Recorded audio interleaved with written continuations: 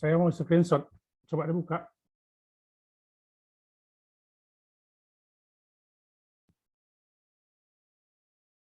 Halo Rizka, nggak bisa di screenshot. Iya, Prof. Saya mau nayangkan PPT-nya.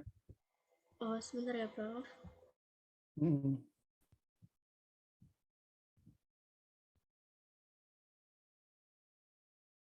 Sudah, Prof.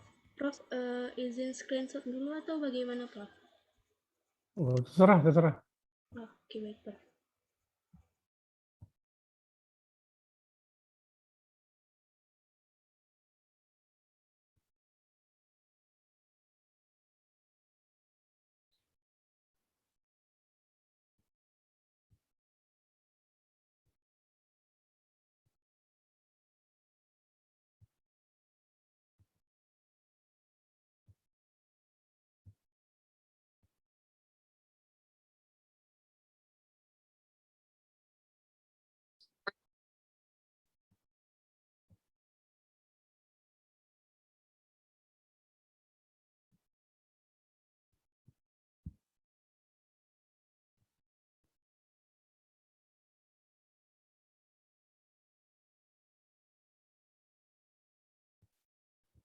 Baik, kita mulai ya. Rizka, kita mulai ya. Udah kira-kira udah hadir semua. Boleh, Prof. Baik. Assalamualaikum warahmatullahi wabarakatuh. Salam sejahtera bagi kita semua. Waalaikumsalam warahmatullahi wabarakatuh.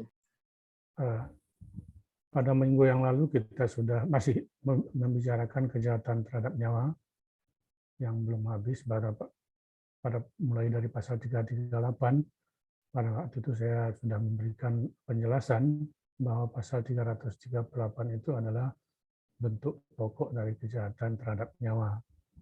Kenapa dikatakan bentuk pokok terhadap nyawa? Karena unsur-unsur yang terdapat dalam pasal 338 diulangi kembali oleh pasal-pasal berikutnya yang mengatur tentang kejahatan terhadap nyawa dan ditambah dengan pasal yang spesifik ada di pasal tersebut. Nah, kemudian untuk membahas ini pasal demi pasal dari kejahatan terhadap nyawa, kita terlebih dahulu harus fokus kepada unsur subjektifnya dan unsur objektifnya. Itu yang perlu kita cari tahu dulu, baru kemudian kita cari hal-hal pokok dari unsur itu yang memerlukan penjelasan lebih lanjut. Di semalam ada unsur pokoknya, misalnya 340 ada unsur tambahan daripada unsur pokok, yaitu kejahatan terhadap nyawa. Kemudian saya sekarang masuk ke pasal 339 ya, belum dijelaskan semalam ya. Belum dijelaskan ya. Baik, meskipun sudah ada di layar ini bunyi pasal 338, saya kepingin partisipasi dari saudara untuk membacakan bunyi pasal 339 ini. Silakan, salah satunya Muhammad Wira juga boleh, Andri Ronaldo juga boleh, silakan. KUHP Anda dibuka.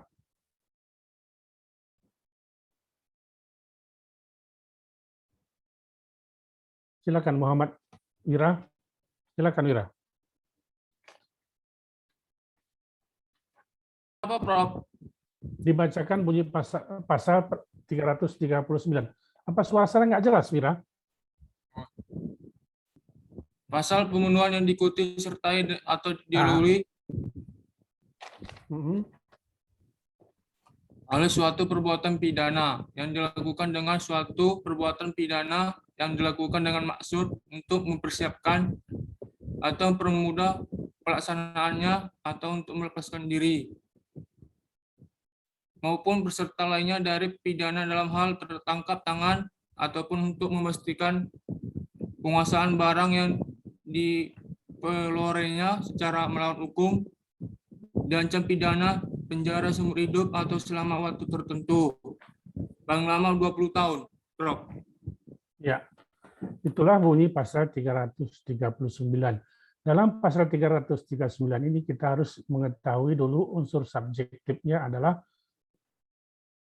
meskipun di sini tidak dikatakan secara tersurat, tapi dengan maksud itu adalah yang menyatakan bahwa pasal 339 ini unsur subjektifnya adalah kesengajaan.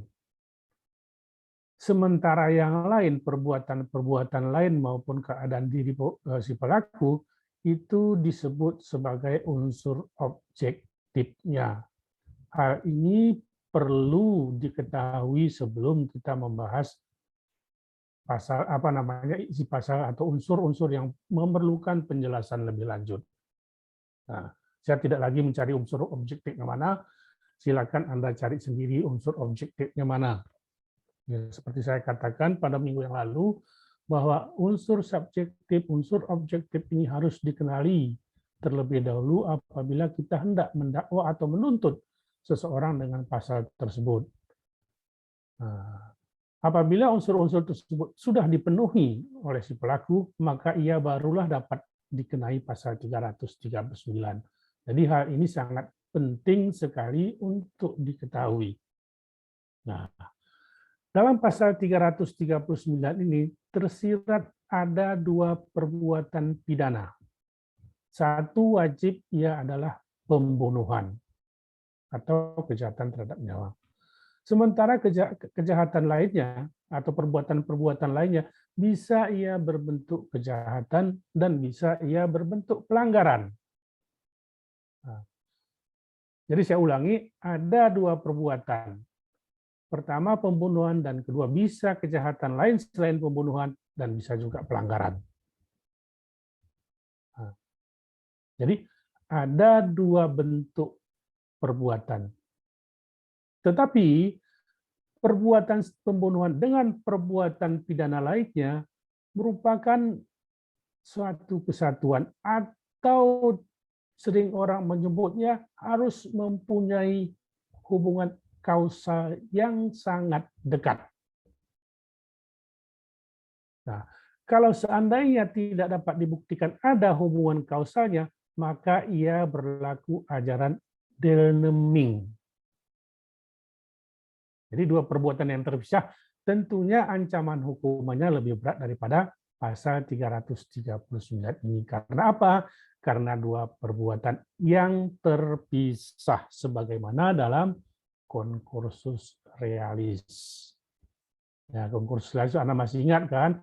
Concursus realis itu adalah menentukan besaran hukuman yang dapat dijatuhkan jika seseorang melakukan 2 perbuatan.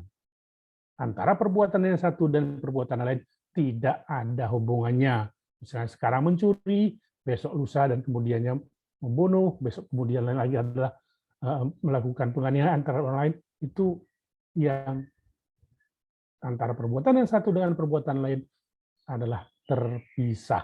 Sementara dalam pasal 339 ini, pembunuhan dan perbuatan pidana itu haruslah mempunyai hubungan yang sebab akibatnya yang sangat erat, yang seolah-olah tidak dapat dipisahkan.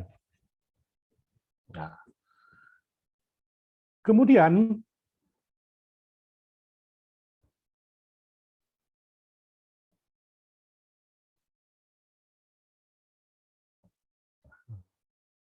dalam pasal 339 ini ada kata-kata diikuti, disertai, didahului oleh tindak pidana lain.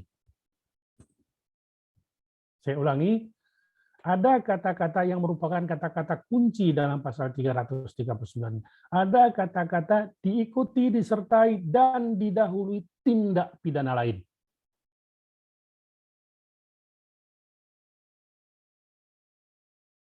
Nah, kalau seandainya pembunuhan diikuti oleh perbuatan pidana lain, maka pembunuhan itu tujuannya adalah untuk mempersiapkan tindak pidana lain. Saya ulangi, saya pelan-pelan aja supaya Anda ngerti. Kalau seandainya dikatakan perbuatan pembunuhan itu diikuti oleh perbuatan pidana lain, maka perbuatan pembunuhan itu tujuannya adalah untuk mempersiapkan atau mempermudah tindak pidana lain dilakukan. Ada contoh yang menarik yang terjadi di Kota Medan. Itu di sekitar Kampung Keling itu. Tahun 70-an. Ya.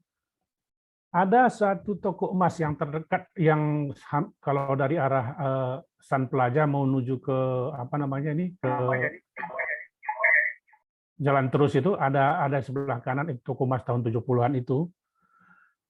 Seorang juru parkir yang setiap bertugas malamnya, mulai dari pagi barangkali sampai malam, dia bertugas untuk menjaga parkir di sekitar daerah Kampung Keling, Janul Arifin itu. Kebetulan di daerah itu ada di wilayah jaga parkirnya itu ada toko emas. Si tukang parkir ini mengetahui bahwa setiap hari sore tutupnya tutup, kemudian ia keluar beserta anaknya untuk makan malam. Dan ini terus diperhatikan oleh tukang parkir ini sehingga dia tahu bahwa kebiasaan keluar setelah tutup tokonya itu makan malam di luar diketahui oleh si tukang parkir ini. Si tukang parkir ini bermaksud untuk melakukan pencurian di toko emas ini.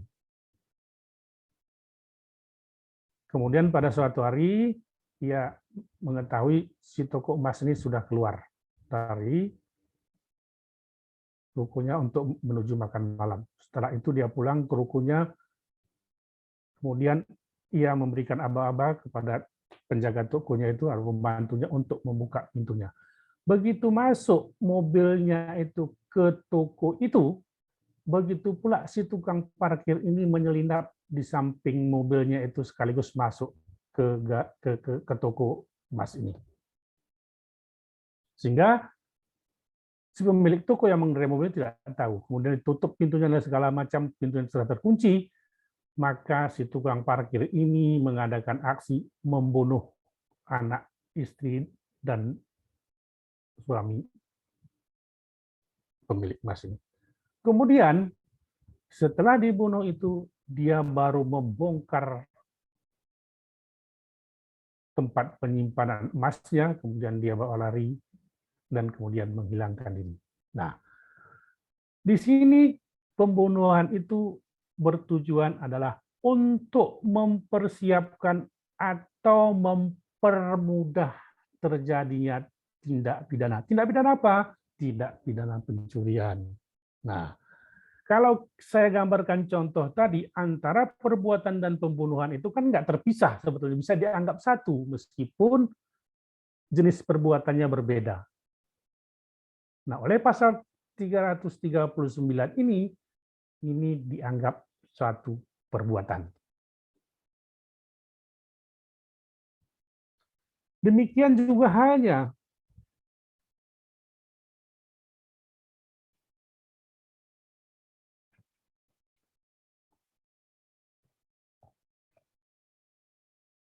saya salah ini.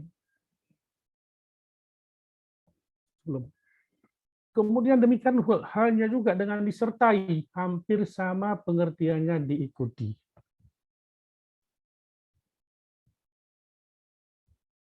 Ya, hampir sama pengertiannya diikuti adalah untuk berbuat perbuatan pidana lainnya.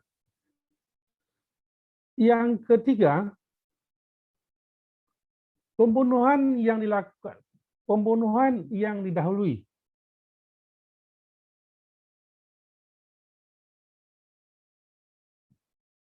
Oleh perbuatan pidana lain. Misalnya A bermaksud untuk mencuri di rumah si B. Ia masuk suatu malam ke rumah si B, kemudian ia masuk di ruang tamunya, kemudian mengumpulkan barang-barang yang ada di ruang tamu dan ruang lainnya untuk dibawa pergi. Kemudian si pencuri ini barangkali tidak puas dengan barang yang sudah dikumpulkannya itu untuk dibawa lari. Kemudian ia masuk ke rumah, ke kamar si pemilik rumah.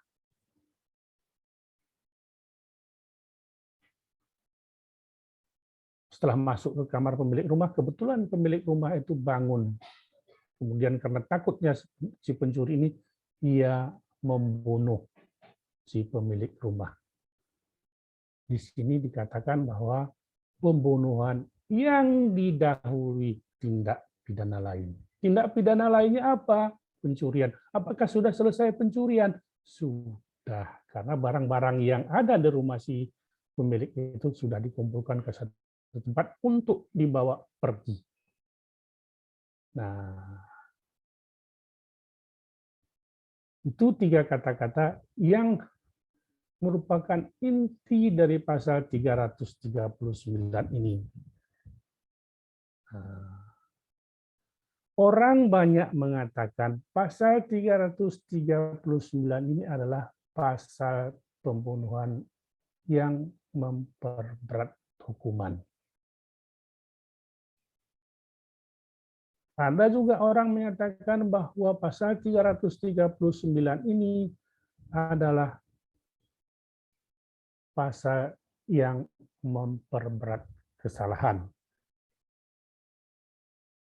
Terserah yang mana yang mau kita pakai.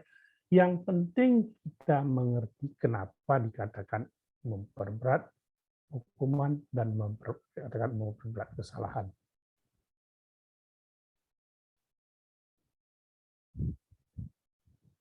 Ini dapat diketahui apabila perbuatan itu dilakukan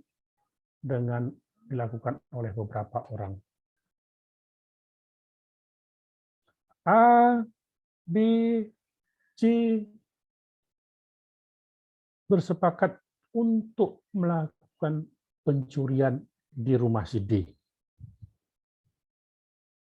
Mereka memasuki rumah si D dengan membungkus segala macam barang-barang yang ada di rumah si D. Tak kala katakanlah si A mau mengambil barang yang ada di kamar tidur si D itu bangun. Kemudian karena takutnya si A ini karena bangun, ia membunuh si D. Sementara B dan C tidak ikut melakukan pembunuhan dan tidak ikut untuk merencanakan pembunuhan. Dan itu tidak direncanakan sebelumnya. Yang hanya dapat dikenai pasal 339 hanyalah si A. Sementara orang yang turut serta lainnya, B dan C itu tidak dapat dikenai pasal 339, melainkan pasal pencurian saja. Jadi ini suatu pengecualian daripada ajaran yang terdapat dalam buku pertama, yaitu ajaran turut serta. Nah, makanya orang menyatakan pasal 339 ini memperberat kesalahan. Kesalahannya di sini adalah mencuri dan membunuh. Yang tidak mencuri, yang tidak diberatkan kesalahannya. Nah, ada juga orang yang menyatakan, oh karena itulah dikatakan ini pasal adalah memperberat hukumannya. Terserah yang mana yang Anda pakai, silakan sepanjang Anda tahu bahwa alasannya adalah apa yang telah saya sebutkan tadi. Nah, contoh lain supaya Anda mengerti eratnya kaitan antara pembunuhan dengan tindak pidana lain ini. Ya, sehingga tidak menimbulkan bahwa ada dua perbuatan. A dan B itu bermusuhan sejak lama. Sering cekcok dan segala macam itu sehingga timbul niat si A untuk membunuh si B. ia pelajari si B itu pulang kerjanya kemana dan di mana. Kebetulan setelah dipelajari oleh si A, si B itu setelah pulang kerja ada di rumahnya dan jarang keluar malam. Kemudian si A ini karena mengetahui itu, bahwa si B ada di rumahnya, ia membeli katakanlah bensin untuk membakar rumah si B. Ya, kemudian dia beli bensin, kemudian dia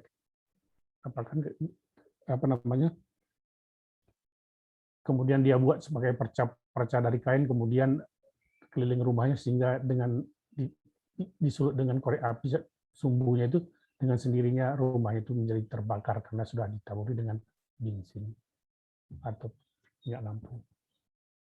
Kemudian setelah tabur itu, setelah disiap itu semua, kemudian korek api, kemudian terbakarlah rumah itu. Dan karena terbakar, si B tidak bisa lagi melarikan diri dari rumahnya, kemudian si B meninggal terbakar. Antara perbuatan membakar rumah, pelanggaran itu kan, dan menghilangkan nyawa si B ini kan sulit untuk dipisahkan itu kan. Ada hubungan kausalitas yang sangat erat sekali yang tak mungkin kita pisahkan. Nah, begitulah kira-kira contoh adanya hubungan kausalitas antara perbuatan pembunuhan dan perbuatan pidana lainnya atau perbuatan pelanggaran lainnya. Jadi tidak terpisah dia. Nah, itu. Misalnya kalau contoh tadi dia mencuri kemudian masuk ke kamar si pemilik karena barang curiannya tidak merasa belum cukup, dia masuk ke rumah kamar si pemilik rumah, kemudian dilihatnya pemilik rumahnya lagi tidur, perempuan kemudian diperkosanya, nggak ada hubungannya. Meskipun itu bisa dikatakan dua perbuatan, tapi tak termasuk pasal 339 karena nggak ada hubungan pencuriannya dengan perbuatan pidana lainnya itu sendiri. Nah, itulah antara lain isi pasal 339. Kira-kira masih kurang jelaskah atau perlu kita diskusikan? Silakan. Kita pelan-pelan saja, keaktifan saudara sangat diharapkan. Silakan. Kita sudah sampai ke pasal 339. Silakan, ada yang perlu dipersoalkan? Andri Ronaldo, Muhammad Wira Abdi.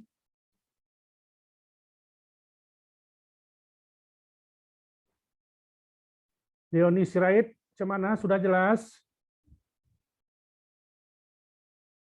Leoni Sirait? Sudah jelas. Nah, sudah jelas. Kalau belum jelas, silakan ditanyakan supaya ngerti teman-temannya juga.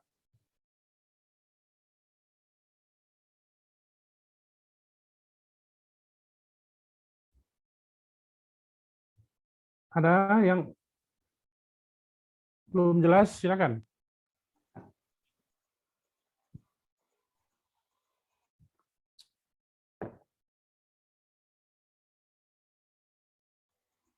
Prof, izin tanya. Silakan, nggak apa-apa, silakan. Kalau memang motifnya itu dia untuk melakukan pembunuhan, Prof, kemudian muncul tindakan-tindakan pidana lain, itu bukan termasuk dari pasal tersebut ya, Prof? Contohnya gimana coba supaya jelas? Contohnya. Nggak apa-apa, salah. Silakan. Contohnya kan, Prof, dia memang awalnya telah melakukan suatu pembunuhan, Prof. Kemudian karena beberapa hari kemudian dia ingin menutupi kesalahan dia, Prof, yang pembunuhan tersebut dengan cara menyuruh orang untuk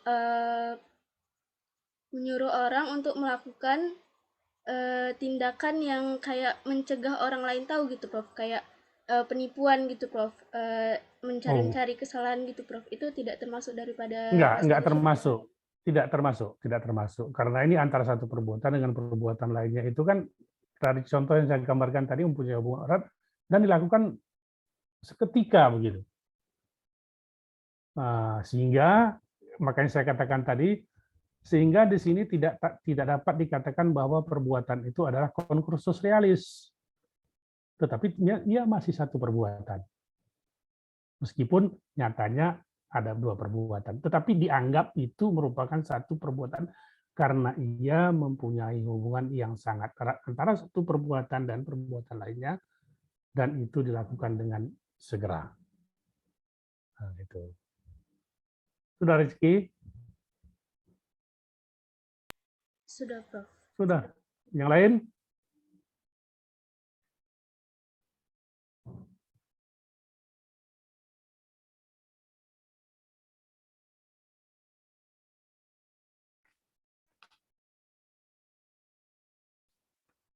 Yang lain ada kira-kira?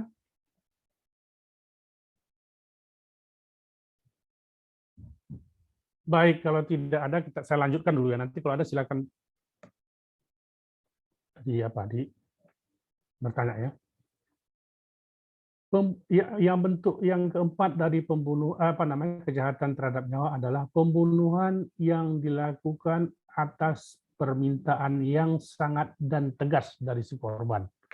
Silakan bacakan satu orang.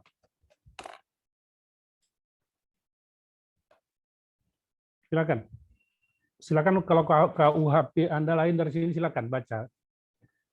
Supaya ada beragamnya. Anda tahu bahwa KUHP itu translate sehingga antara satu penerjemah satu dengan lainnya bisa nggak sama dalam hal-hal tertentu dari pasal tersebut. Silakan satu orang. Silakan Rizka. Pasal 344. Barang siapa menghilangkan jiwa orang lain atas permintaan orang itu sendiri, yang disebutkannya dengan nyata dan dengan sungguh-sungguh, dihukum penjara selama-lamanya 12 tahun. Itu, Prof. Nah, itu ya, silakan. Ya, terima kasih. Pasal 344 ini sering orang mengatakan pasal yang mengatur tentang euthanasia. Tetapi tidaklah dapat dikatakan sepenuhnya pasal 344 itu mengatur tentang euthanasia. Tapi dalam praktiknya kalau orang menjelaskan pasal 334 ini seringkali dihubungkan dengan euthanasia. Untuk menjelaskan ini saya ingin menyampaikan kepada saudara contoh yang dibuat oleh Hoogstraat atau Mahkamah Agung Negeri Belanda pada tahun 1952. Itu kasus Nyonya Posma van Bopen. Nyonya Posma van Bopen. Nyonya Posma van Bopen ini adalah seorang dokter. Kebetulan juga suaminya adalah seorang dokter yang ada di negeri Belanda. Nyonya Posman ini mempunyai seorang ibu yang menderita sakit yang menurut pengetahuan kedokteran yang dipelajari oleh Nyonya Posman ini bahwa ibunya itu mempunyai penyakit yang tidak mungkin disembuhkan lagi. Di samping tidak mungkin disembuhkan lagi, ibunya itu juga karena penyakitnya itu merasa sangat sakit sekali dan menderita karena penyakitnya itu.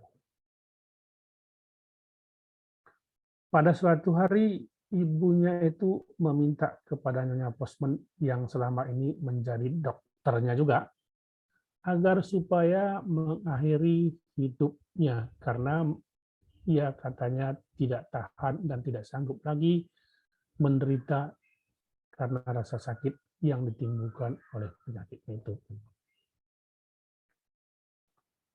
Katanya Nyonya Posman, nggak bisa karena saya terikat dengan sumpah dokter saya. Saya tidak bisa mengakhiri hidup ibu.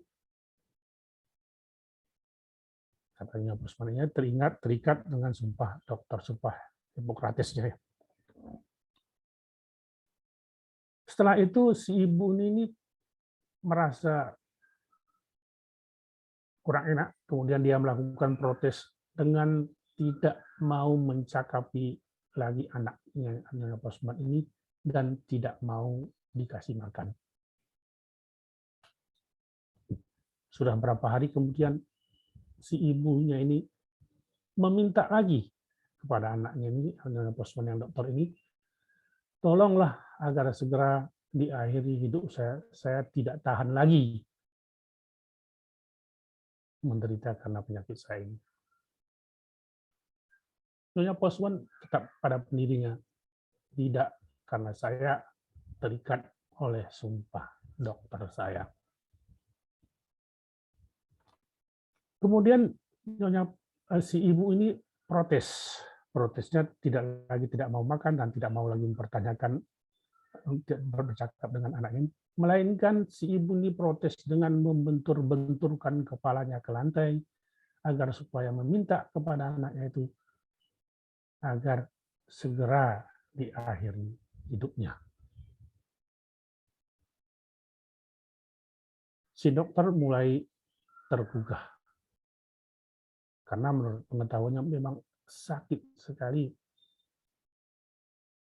penderitaan si ibu ini karena penyakitnya. Dan dia tahu bahwa penyakitnya itu sudah dalam stadium akhir. Karena kasihan si anak Nyonya Posman ini, maka ia menuruti permintaan ibunya dengan menyuntik morfin ke tubuh ibunya dan kemudian si ibu meninggal dunia. Kemudian perkaranya pada tingkat Radpan Justisia, si Nyonya Posman ini dinyatakan bersalah. Ya, dinyatakan bersalah dan karenanya dijatuhi hukuman. Kemudian perkaranya naik ke tingkat banding. Di tingkat banding, si hakim meminta keterangan ahli dari seorang petugas kesehatan. Kata si saksi ahli ini,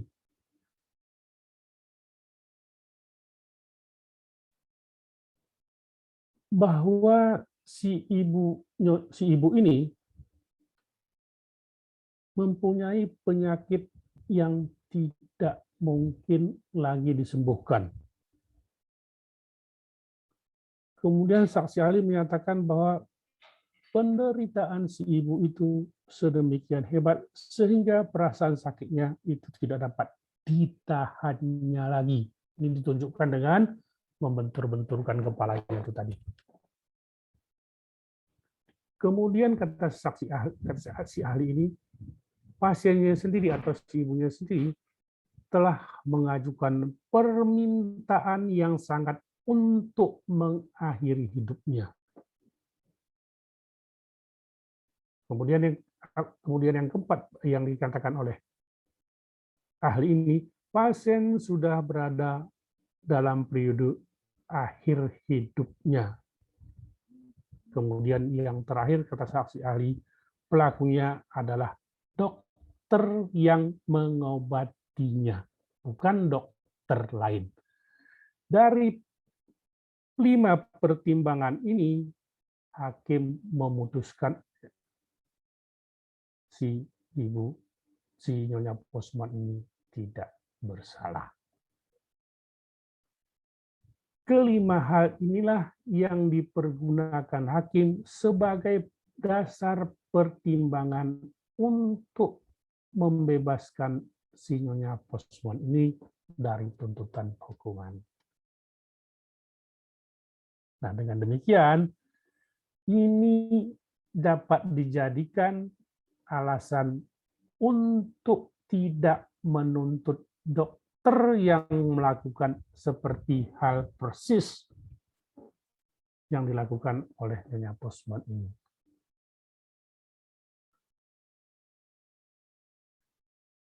Dengan kata lain, kalau sudah terpenuhi kelima syarat ini,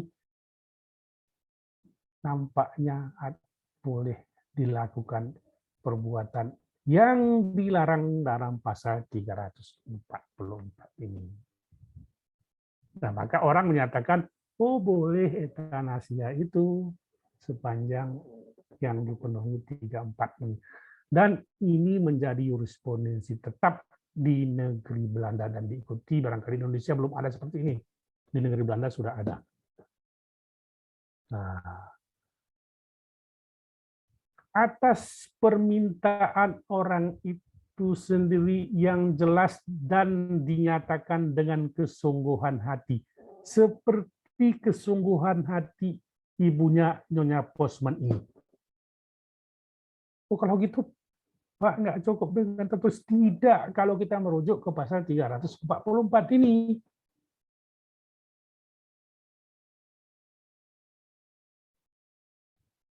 Tidak cukup dengan bermaterai segala macam itu dibuat formal. Tidak. Harus dinyatakan dengan perbuatan.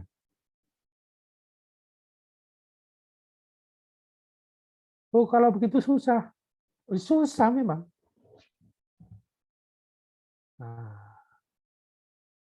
kalau kita mengacu kepada pasal 344 KUHP dan contohnya itu standar sekali. Kalau orang bicara pasal 344 dulunya di negeri Belanda, ya pasti wajib untuk menjelaskan putusan Hograt ini. Sekarang di negeri Belanda sudah berubah pasal 344 ini, tidak seperti ini lagi. Nah,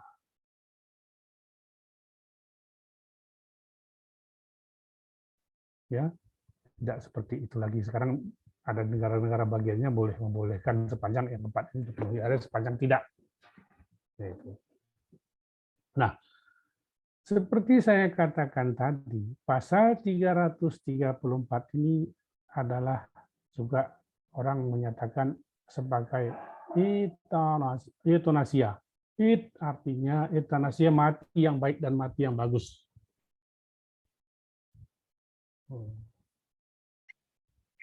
Kemudian kalau batasannya dalam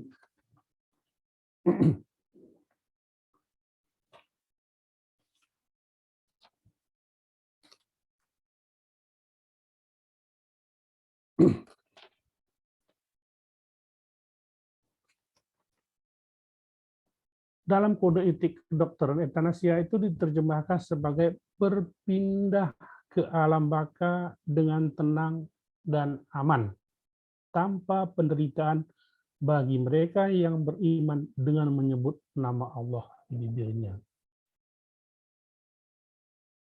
Kemudian waktu hidup akan berakhir diringankan penderitaan si sakit dengan memberikan obat penenang.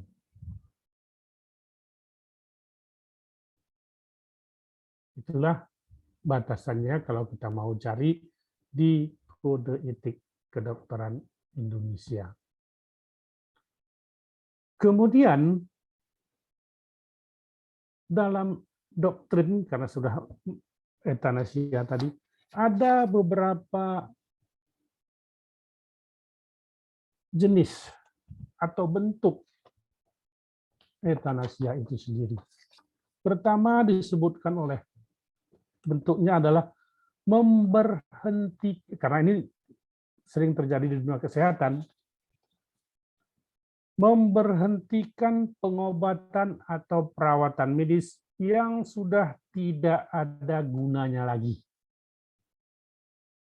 Itu termasuk euthanasia. Bagaimana kok memberhentikannya pengobatan tidak arti? Yang tahu itu adalah dokternya. Kalau seandainya menurut ilmu kedokteran tak mungkin lagi, kalaupun dilanjutkan pengobatannya, kalaupun dia diteruskan pengobatannya, takkan mungkin itu disembuhkan lagi. Maka dokter itu boleh memberhentikan pengobatan dan lanjutan pengobatan itu kalau terdapat yang demikian.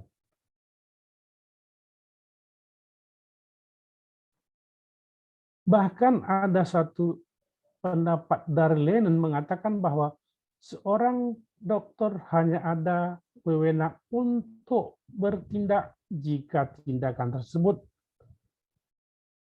adalah berguna. Kalau seandainya dia yakin menurut ilmu pengetahuannya tindakan atau perbuatannya tidak berguna lagi, ini bahkan bisa dikatakan si dokter itu sudah melakukan penganiayaan.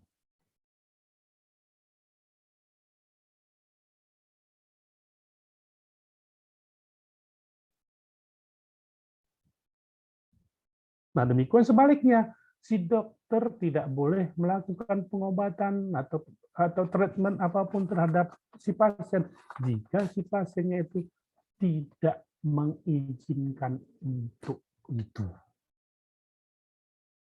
Harus ada izin dulu, kalau tidak ya tidak bisa.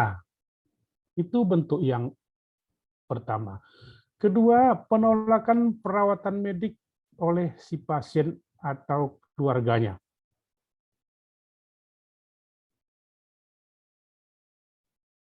Dan ini bisa mengakibatkan kematian juga termasuk dengan euthanasia. Terlepas ya apa bisa dihukum atau tidak.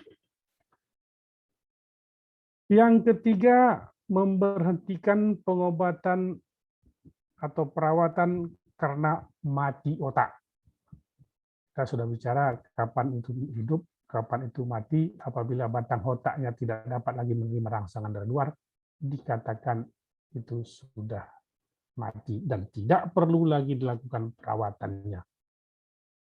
Nah, itu kalau asumsinya setelah tahun 70-an. Kalau sebelumnya adalah mati itu adalah diartikan adalah denyut jantung seseorang itu tak ada lagi dikatakan mati. Kalau setelah tahun 70-an itu batang otaknya karena sudah tidak dapat menerima rangsangan dari luar boleh. Itu dikatakan sudah mati. Yang terakhir, yang keempat, mengakhiri hidup si pasien akibat persediaan peralatan medik yang terbatas. Misalnya yang memerlukan respirator, tetapi dalam rumah sakit itu terbatas respiratornya, sehingga orang lain, kalau banyak pasiennya tidak bisa memakai respirator, sehingga mengakibatkan si pasien meninggal dunia. Ini disebut dengan keterbatasan alat atau peralatan medis. Nah itu dapat dikategorikan sebagai perbuatan euthanasia, tetapi barangkali tidak terkait dengan pasal 344. Kalau pasal 344 sudah final. Nah, tapi dalam dunia medis itu yang terjadi. Ya.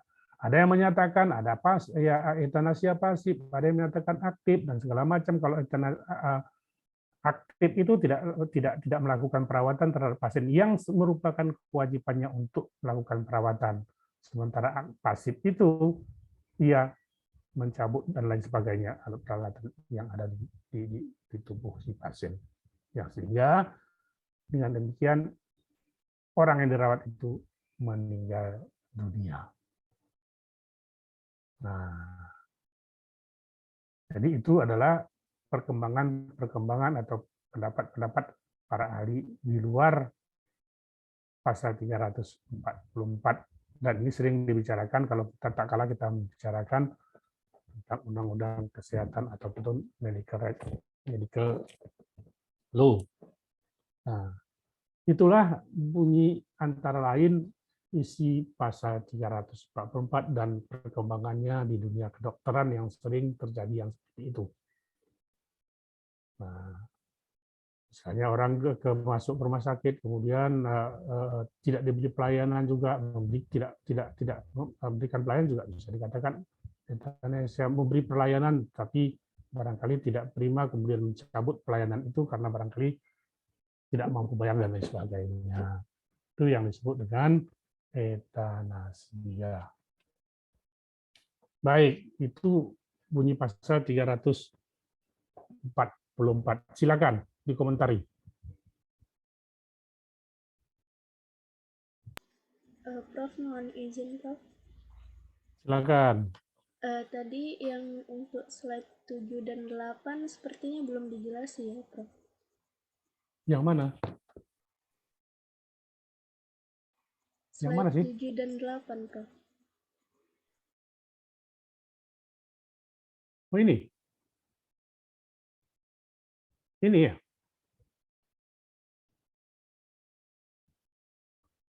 Apa betul ini, Rizka? Kemarin sampai pembunuhan yang dirancanakan terlebih dahulu, Prof. Ini pembunuhan yang direncanakan. Iya. Udah kita kalau nggak salah saya.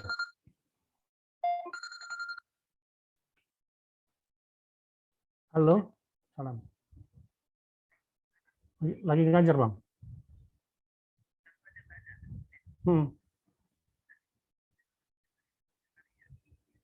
Enggak lah, waktu pengukuhan aja.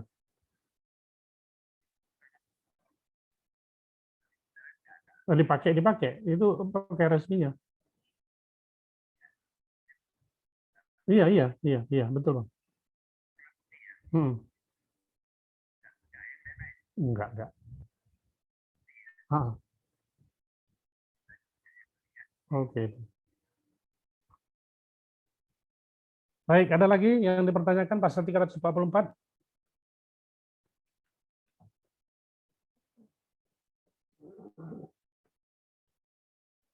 Izin bertanya, Prof.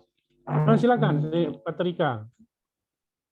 Kan Prof, di dalam kode etik kedokteran itu kan dokter itu harus mengingat kewajibannya untuk melindungi hak hidup kan, Prof. Iya. Jika seorang ibu meminta euthanasia dan dokter itu sudah menjalankan euthanasia itu, bukankah Prof si dokter itu sudah melakukan pelanggaran HAM dan juga melanggar kode etik kedokteran? Udah. Udah, Prof. Itu sumpah jabatan dokter, itu sumpah jabatan Hippocrates dulu yang pertama, kalau dokter itu disumpah bahwa ia akan menjunjung tinggi harkat martabat manusia sejak lahir sampai meninggal dunia. Itu sumpah jabatannya, dia harus mempunyai melaksanakan itu. Nah, kalau pada hakikatnya, kalau dalam KUHP kita melarang sebetulnya euthanasia, tetapi dalam undang-undang kedokteran itu sebetulnya dilarang euthanasia itu. Apalagi yang aktif. Sekarang yang menjadi persoalannya adalah realitas sosial yang membuat orang untuk melakukan euthanasia. Katakanlah pasif itu sendiri. Misalnya, ada pendapat seorang sarjana dulu saya Indonesia, Fred Amelin, barangkali Anda tahu, itu seorang yang menekuni bidang hukum kesehatan, menyatakan boleh dilakukan euthanasia itu dalam keadaan tentu. Bahkan dia mengatakan boleh dilakukan dengan alasan ekonomi. Jika seseorang melakukan mengidap penyakit. Ya sebentar ya, ada tamu pula itu.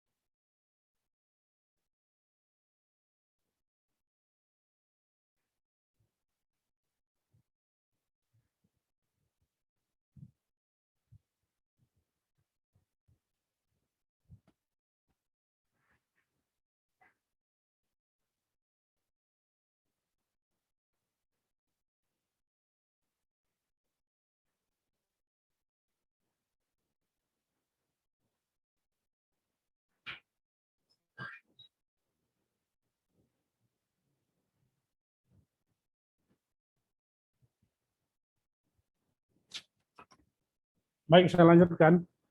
Ini ada, seperti saya katakan tadi, ada pendapat dari Fred Cameron, seorang sarjana hukum yang menekuni hukum kesehatan di Indonesia. Bahkan ia menyatakan kalau alasan ekonomis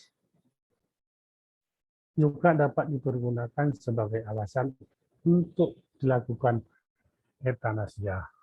Sepanjang ada syarat-syaratnya, misalnya ia tidak mampu lagi untuk membiayai pengobatannya.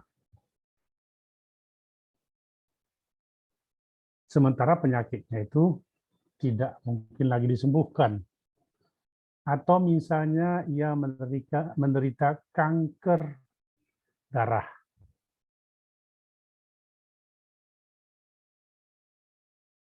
Yang tidak mungkin lagi disembuhkan. Bahkan 2-3 hari ia harus cuci darah. Biaya cuci darah itu kan besar kan? Nah, kalau seandainya ia tidak mampu lagi untuk itu, bisa menghentikan pengobatannya. Nah, kemudian ada alasan lain-lain macam-macam. Tetapi semuanya itu, meskipun undang-undang kesehatan di Indonesia masih melarang perbuatan euthanasia itu. Dalam praktek bagaimana? Saya kira sering terjadi.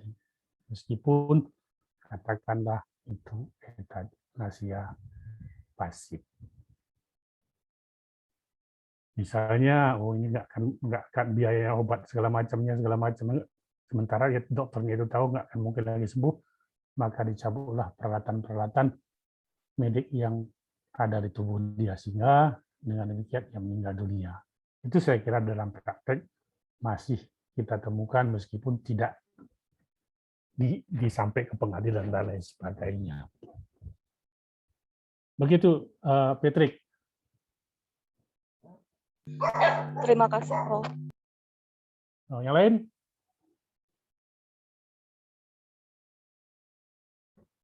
Yang lain silakan.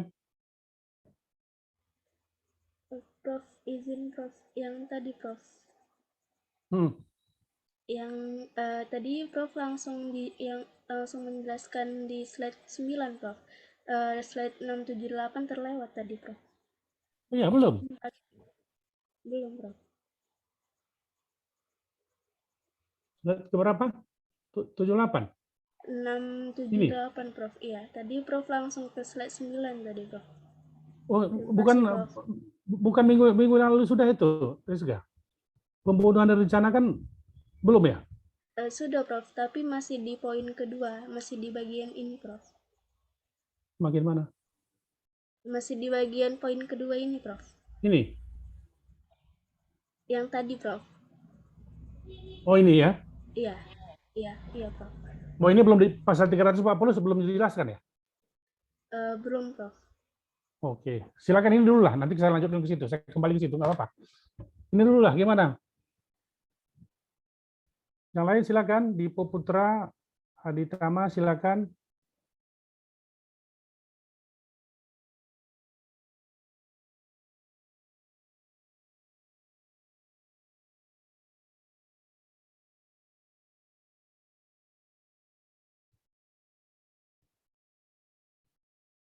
Itu saudara Petrika, dalam dunia kedokteran itu sering terjadi yang seperti itu, tidak sampai ke permukaan, karena kita barangkali ya ada juga pengobatan yang seperti demikian ya, diminta oleh keluarganya, udahlah dokter kami nggak sanggup lagi bayar obatnya segala macam,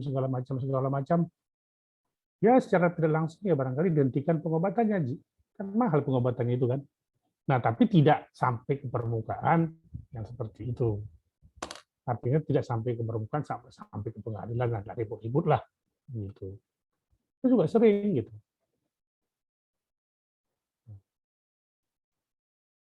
Tapi kalau KUHP kita yang seperti itu tadi ya jelas dilarang. Kalau mau dilihat undang-undang kesehatannya, praktek kedokterannya, ya yang dilarang. Gitu. Cuma kalau Anda tanya Petrika, kalau Petrika nanya, Prof, adakah jurisprudensinya tentang itu di euthanasia? Belum ada di Indonesia. Jadi saya tidak dapat memberikan contoh tentang euthanasia itu di Indonesia. Belum ada. Belum ada putusan pengadilan tentang hal itu. Sehingga saya katakan ya dilarang, tapi dalam prakteknya ya saya kira ada. Saya yakin ada. Beda ya dengan amal praktek ini beda sekali, jauh bedanya.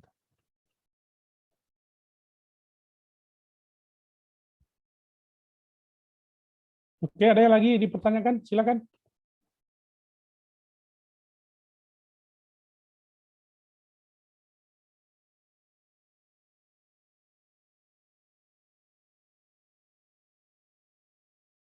Baik, kalau tidak ada, saya kembali ke pasal 340 ya. Silakan dibaca, Kak Rizka.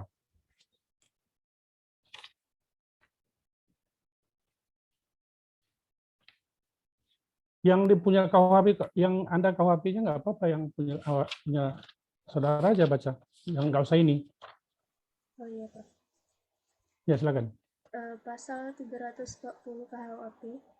Barang siapa dengan sengaja dan dengan direncanakan lebih dahulu menghilangkan jiwa orang lain, dihukum karena pembunuhan direncanakan atau mord dengan hukuman mati atau penjara seumur hidup atau penjara sementara selama-lama 20 tahun.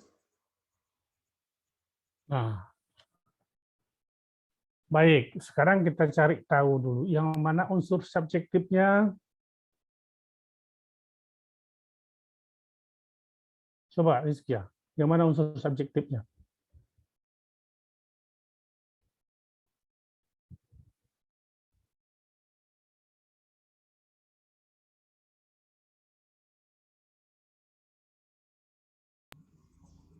Untuk unsur subjektif itu dari orangnya, Prof. Bahwa yang unsur subjektif itu adalah unsur yang terdapat dalam diri si pelaku. Ia berupa kesengajaan dan bisa juga berupa kelalaian. Dalam pasal 340 ini, itu kan sudah disebutnya barang siapa dengan sengaja.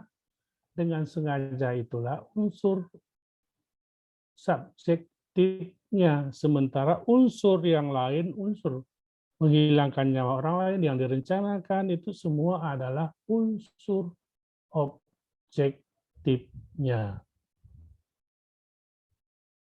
Nah, jadi hal yang pokok adalah di sini adalah kesengajaan sebagai unsur subjektifnya. Kemudian perbuatan itu harus dilakukan dengan direncanakan terlebih dahulu. Nah, sekarang yang menjadi persoalan, yang direncanakan itu apa maksudnya?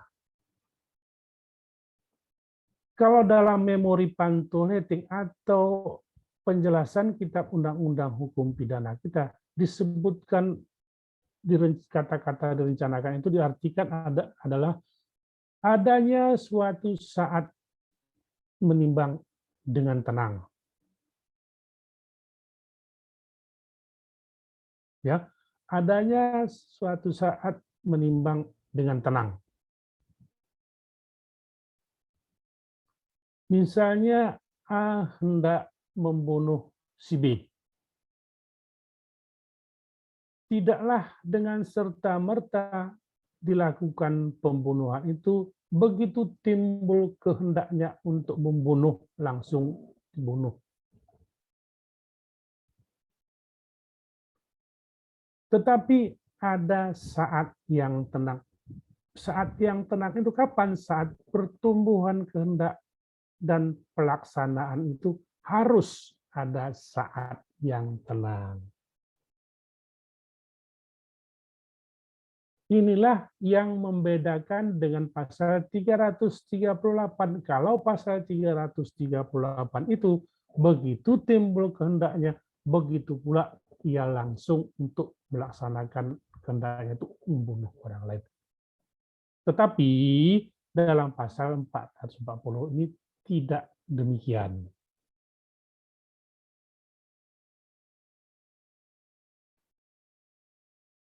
Ya, tidak demikian. Saya ambil contoh. A bermaksud untuk membunuh si B karena antara A dan B ini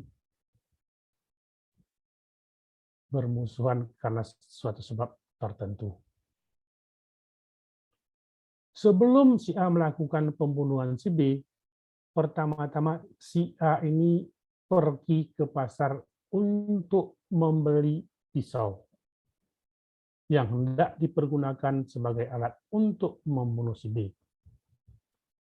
Setelah ia membeli ke pasar, dia pulang ke rumahnya. Kemudian sampai di rumah, ia mengasah pisaunya itu. Sehingga tajam sekali. Kemudian tidak cukup itu, si A ini mempelajari si B. Dalam waktu-waktu tertentu, si B itu berada di mana. Oh, kalau siang hari, si B itu berada di sini, kalau malam ya di rumahnya, dan lain sebagainya. Itu sudah dipelajari oleh si A.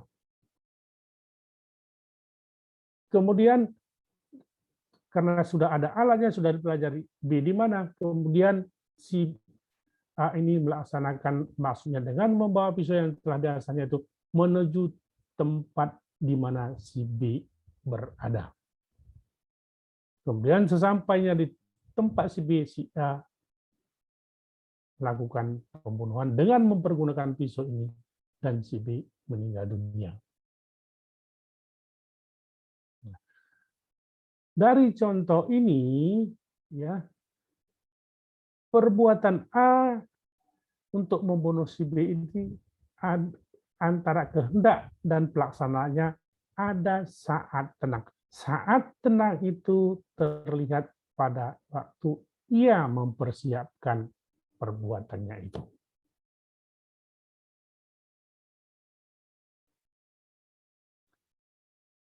Ya. Ini bedanya dengan pasal 338, adanya saat tenang. Nah, harus seperti itu. Itu yang dikatakan saat yang tenang seperti itu.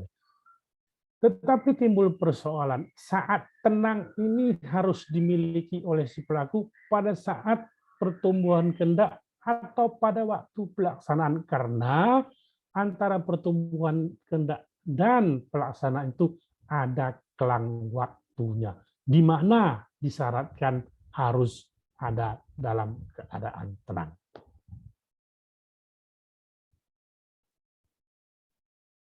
Nah, ada satu keputusan Hukrat Mahkamah Agung Belanda pada tahun 1935.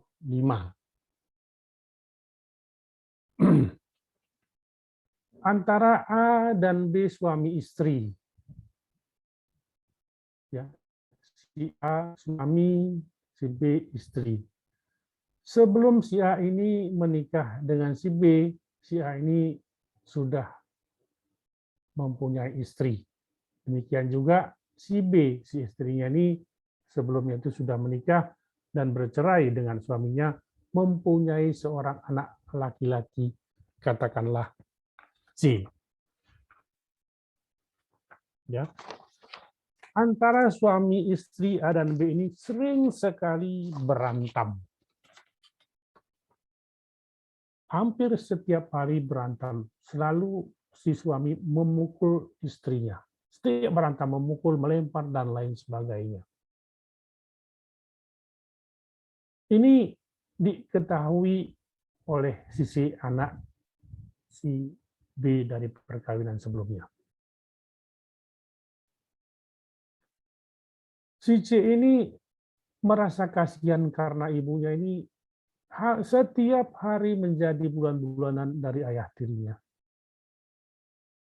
Sehingga ia timbul niat untuk mengakhiri hidup ayah tirinya. Dipelajarinya, disiapkannya pisau, dipelajarinya, sampai dipelajarinya, kalau setelah melakukan penganiayaan terhadap ibunya, ia keluar dari pintu samping dan meninggalkan rumah. Begitu terus keluarnya setelah menganiaya dari pintu samping. Setelah diketahui si C, ia mencegat bapak tirinya ini atau menunggu di pintu keluar yang biasa dilalui oleh bapak tirinya ini dengan terlebih dahulu menyiapkan katakanlah pisau. Kemudian pertengkaran terjadi. Pada hari kebetulan pada waktu itu penganiayaannya agak sedikit lebih berat dari hari sebelumnya sehingga menjerit-jerit ibunya. Karena menjerit-jerit ibunya, si C ini dengan serta-merta mengejar ayah tirinya itu yang belum selesai menganiaya ibu tirinya itu dengan menikam ayah tirinya itu sehingga meninggal dunia. Timbul perdebatan di Mahkamah Agung, di pengadilan, terutama di pengadilan rendah, pengadilan tingkat pertama dan tingkat dua. Pada pengadilan tingkat pertama menyatakan itu tidak termasuk perbuatan penganiayaan yang direncanakan. Karena apa? Karena perbuatan itu dilakukan dengan serta-merta.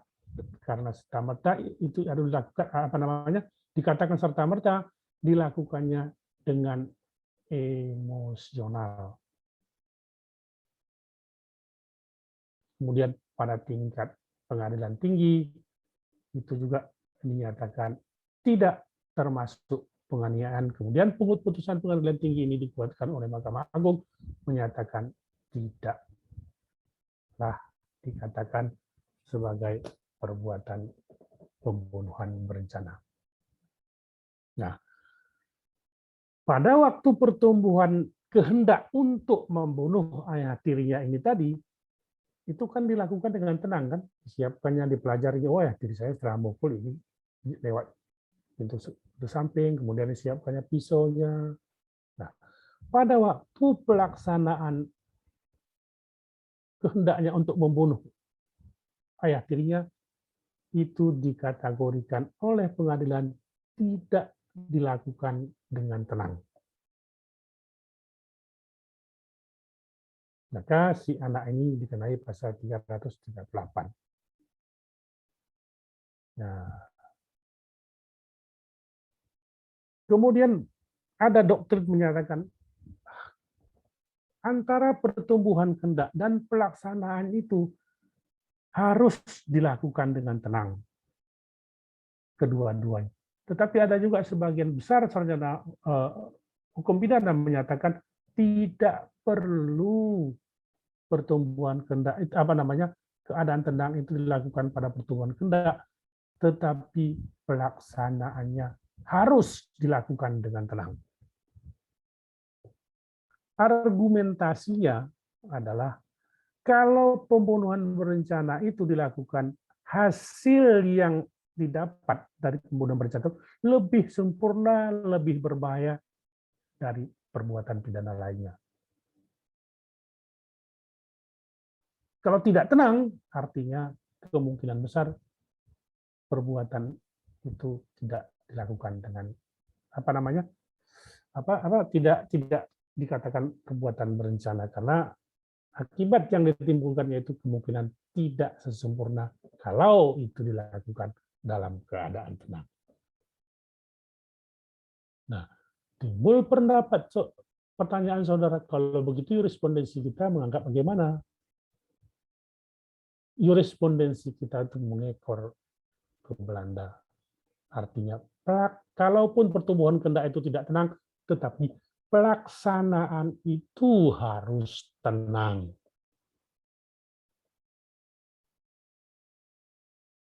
Nah, itu contoh pertama. Contoh kedua, keputusan Hograt, saya lupa tahunnya. A dan B bermusuhan juga, gampangnya itu. A dan B bermusuhan, sehingga si A ini bermaksud untuk membunuh si B. A kemudian menyiapkan alat-alat yang diperlukan untuk melakukan pembunuhannya, yaitu pisau, kemudian mengasahnya pisau, kemudian hal-hal lainnya. Nah, sebelum ia menyiapkan pisau ini, melakukan persiapan selain membeli pisau, si A ini pada waktu membeli pisau itu di pasar, dan setelah dibelinya pisau itu, kemudian dengan serta-merta berjumpa dengan B.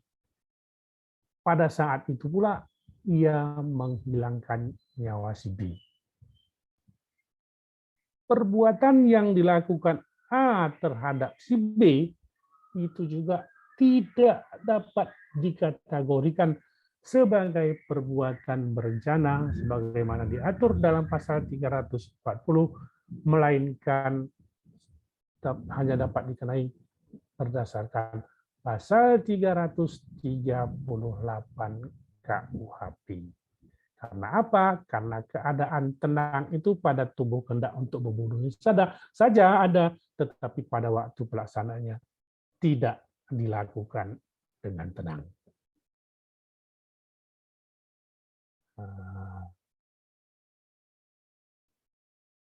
Nah, itu penjelasan tentang pasal 340.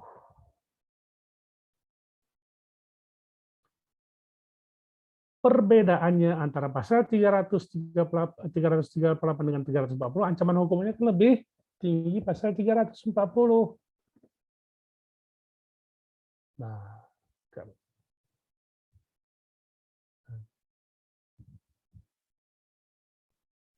makanya kalau dalam praktek ini, kalau sudah faktanya perbuatan itu direncanakan atau pembunuhan berencana, orang pengacara biasanya akan berupaya agar supaya tidak dikenai pasal 340, melainkan pasal 338. Gitu.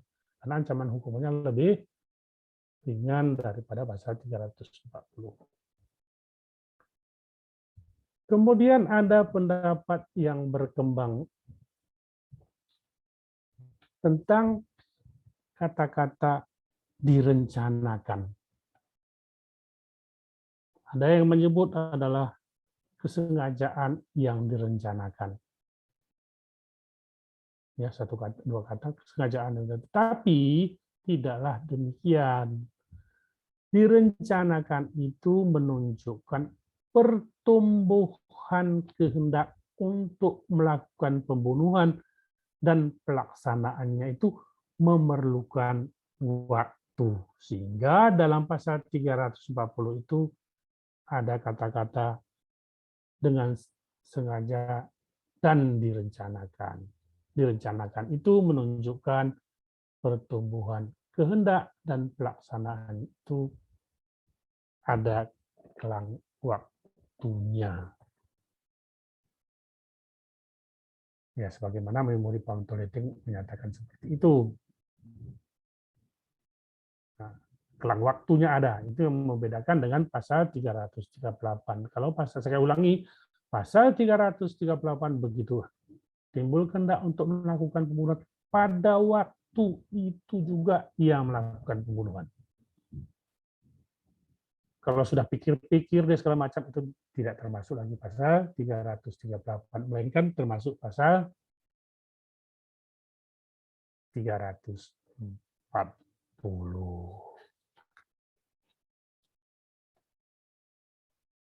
Nah, itulah penjelasan mengenai pasal 340.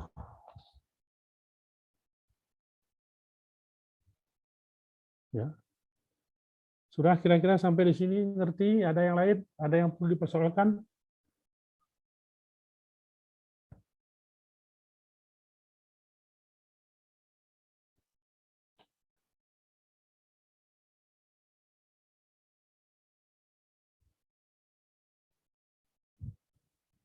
Ada lagi dipersoalkan?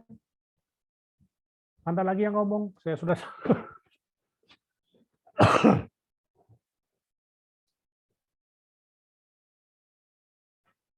Silakan yang lain, ini banyak.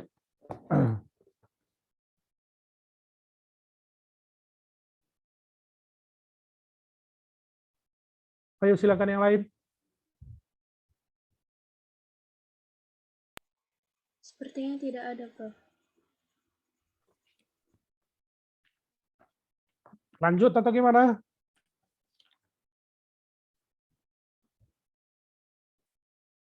Muhammad Fadil, gimana Muhammad Fadil? Jelas semua Fadil?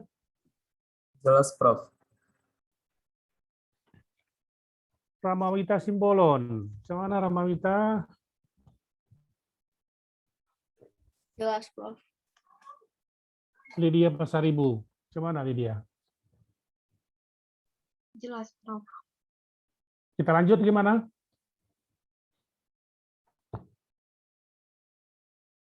Sudah diambil apa kita? Komting? Sudah, Prof. Sudah.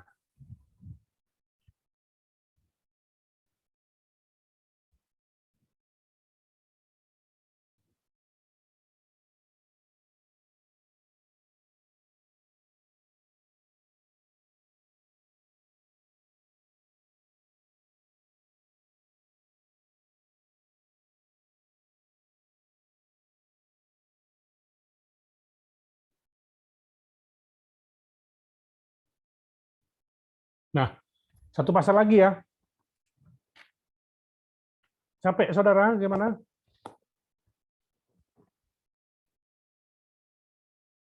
Silakan lanjutkan, siapa yang baca? Pasal 341, pembunuhan seorang anak yang sedang atau tidak lama dilahirkan. Silakan. Pasal 341.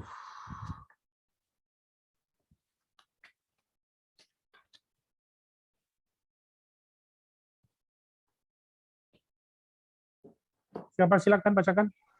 Izin saya, Prof. Oh, silakan. Yang laki-laki.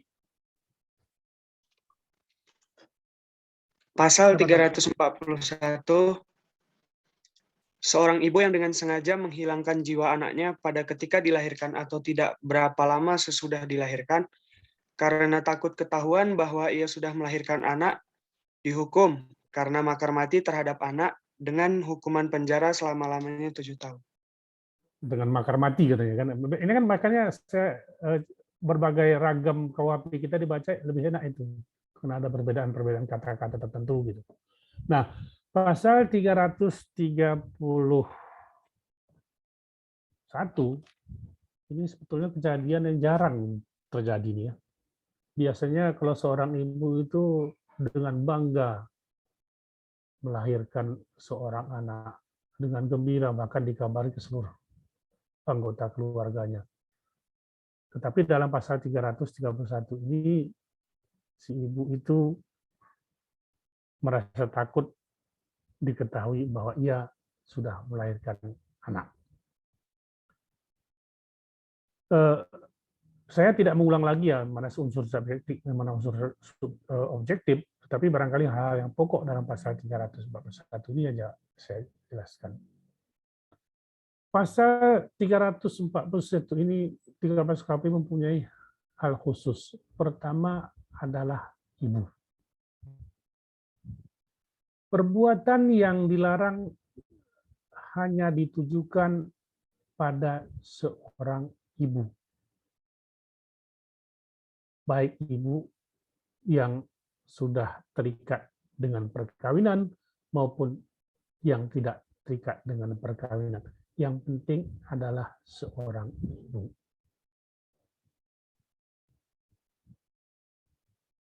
Pasal 341 ini tak mungkin dilakukan oleh seorang ayah atau seorang laki-laki.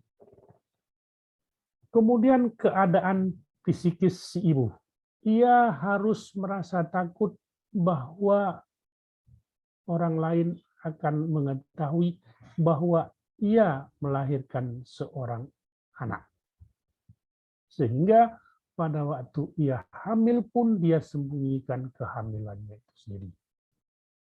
Demikian juga pada waktu melahirkan juga diketahui disembunyikannya.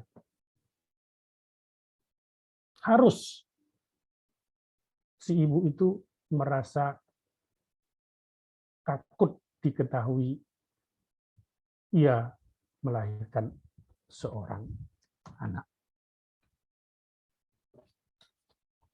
Kemudian kapan waktunya dilakukan?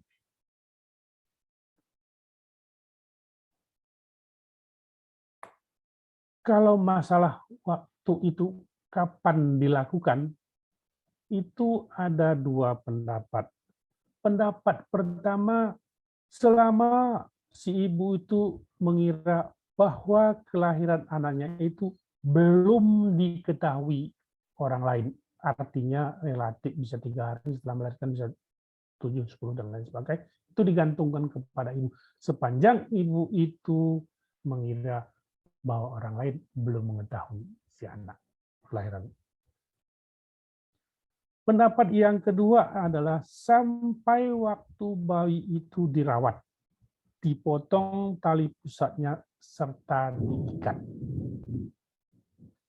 Kalau seandainya sudah dimandikan, sudah dipotong tali pusatnya, sudah dimandikan, sudah dibendung, perbuatan itu dilakukan oleh ibu untuk menghilangkan nyawa bayinya, itu tidak termasuk lagi pasal 341, melainkan pasal yang lain, pasal pembunuhan.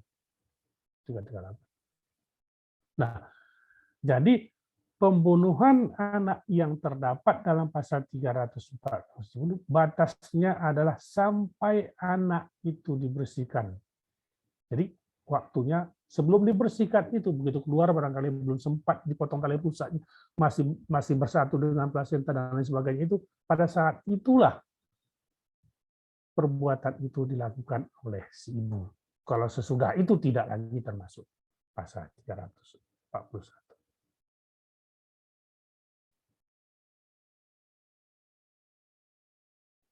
Nah,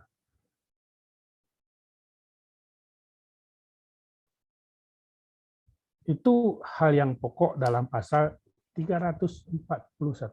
Bagaimana halnya kalau seandainya bayi yang lahir itu belum sebelumnya itu mati atau sudah meninggal, tidak termasuk pasal 341. Harus dapat dibuktikan dulu bahwa bayi yang dilahirnya itu dalam keadaan bernyawa. Kalau tidak bernyawa, tidak dapat dikenai pasal 341, melainkan pasal 181 KUHP. Nah,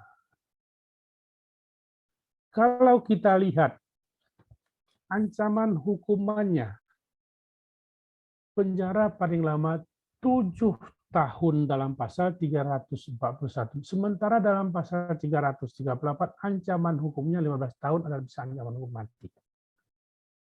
Kalau kita lihat dari sadisnya, di perbuatan si ibu terhadapnya itu lebih sadis daripada pembunuhan dalam bentuk pokok. Kenapa ancaman hukumannya lebih ringan jika dibandingkan dengan pasal 338? Tentu ada alasan untuk itu. Kalau kita lihat pendapat doktrin menyatakan bahwa ancaman hukumannya memang lebih ringan daripada pasal 338, tetapi rasa takut itu sudah dialami si ibu yang hendak membunuh bayinya yang dilahirkan pada waktu ia mengetahui bahwa ia sudah hamil. Rasa takut itu juga merupakan bahagian daripada hukuman yang sudah ada. Sehingga pembuat undang-undang merasa ancaman hukuman 7 tahun itu sudah memadai. Karena ia sudah mengancam menjatuhkan hukuman terhadap dirinya. Anda bayangkan ia menyembunyikan kehamilannya dan lain sebagainya. Nah, itu.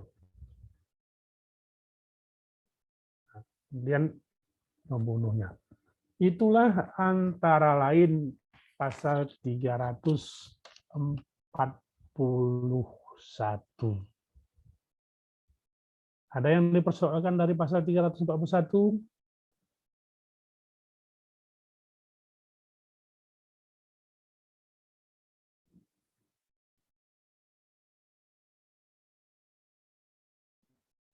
Izin bertanya, Prof. Silakan. Jadi ya, pasal siapa ini? Nah, yang Maisarah Kemit, Prof. Iya, silakan. Apakah ibu di bawah umur seperti umur 10 tahun bisa dikenai pasal ini?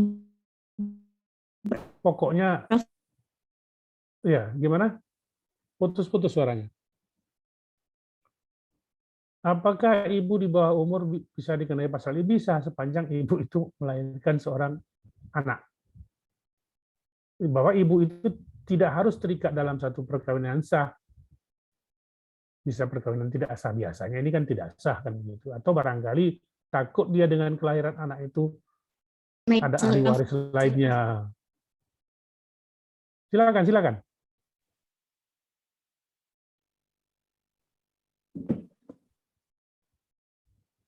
Silakan, siapa yang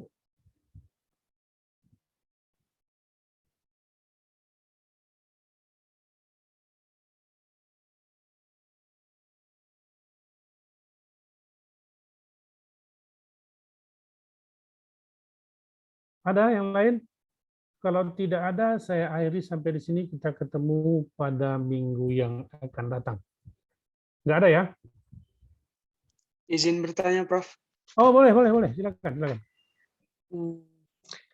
Jika misalnya seorang ibu itu membuang anak yang baru dilahirkannya gitu, Prof, kemudian anak tersebut meninggal setelah dibuang oleh ibunya gitu, Prof, apakah ibu dari bayi tersebut dapat dikenakan pasal ini, Prof? Pasal ini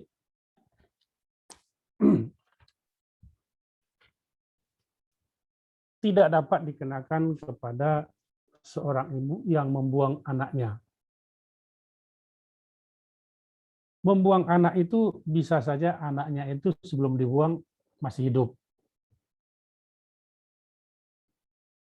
Nah, bisa saja membuang sudah keadaan mati. Kalau masih hidup, tidak dapat juga dikenai pasal 341, melainkan pasal yang mengenai pelanggar 181 kalau nggak salah saya. Demikian juga kalau seandainya anak yang dibuang itu sudah mati, dibuangnya itu juga sebetulnya dilarang dalam kitab undang-undang hukum pidana itu, terutama tentang pelanggaran yang bisa dikatakan adalah menghilangkan asal-usul si anak itu sendiri. Tetapi yang penting tidak termasuk ke pasal 341.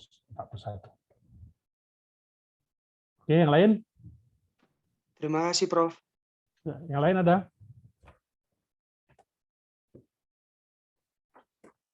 Baik, kalau tidak ada yang lain, saya sudahi sampai di sini. Terima kasih atas perhatian saudara. Assalamualaikum warahmatullahi wabarakatuh. Selamat sore. Semoga kita berada dalam keadaan sehat ya. Terima kasih, Prof. Terima kasih, Prof. Terima kasih, Prof. Terima kasih, Selamat sore, Prof. Terima kasih, Prof. Oke.